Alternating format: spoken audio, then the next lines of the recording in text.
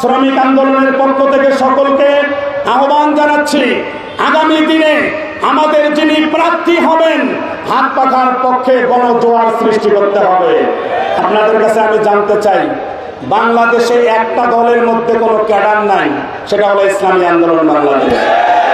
আমরা একটু বক্তব্য হয়তো বা কম দিতে পারি, সুর হয়তো বা একটু কম আছে, কিন্তু আমরা আদর্শকে বিক্রি করতে পারি না, ঠিক কিনা ভাইরা? বাংলাদেশের প্রত্যেকটা দল কথা কাজের পরিবর্তন রাখতে পারে নাই, কিন্তু ইসলামী আন্দোলন বাংলাদেশ আগেও যা ছিল তাদের কথা কাজে মিল আছে, ঠিক কিনা ভাইরা?